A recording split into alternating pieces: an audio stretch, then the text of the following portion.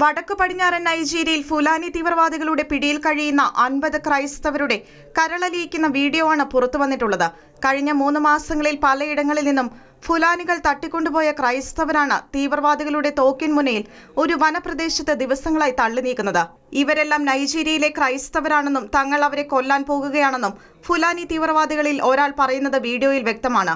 ഇതേ തുടർന്ന് ബന്ദികളാക്കപ്പെട്ട ക്രൈസ്തവരിൽ ഒരു സ്ത്രീ എഴുന്നേറ്റ് നിന്ന് തങ്ങളുടെ ദുരനുഭവങ്ങൾ വിവരിക്കുന്നതും വീഡിയോയിലുണ്ട്. കടുനയിലെ ക്രൈസ്തവർ വലിയ ദുരിതത്തിലാണെന്നും ദേവാലയങ്ങളും സ്വന്തം വീടുകൾ പോലും സുരക്ഷിതമല്ലെന്നും വ്യക്തമാക്കുന്ന അവർ തങ്ങൾ ക്രൈസ്തവ സമൂഹം ഉച്ചസ്വരത്തിൽ ഭരണകൂട ഭാഗത്തു നിന്ന് സഹായത്തിനായി കേഴുകയാണെന്നും കൂട്ടിച്ചേർത്തു. കടുന ഭരണാധികാരികൾ പ്രദേശത്തെ ഫോൺ നെറ്റ്വർക്കുകൾ വിച്ഛേദിച്ച് ക്രൈസ്തവരെ രക്ഷപ്പെടുത്താനുള്ള മാർഗങ്ങൾ തടസ്സപ്പെടുത്തിയിരിക്കുന്നതിനെ വീഡിയോയിൽ ശക്തമായ ഭാഷയിൽ അവർ അപലപിക്കുന്നുണ്ട്.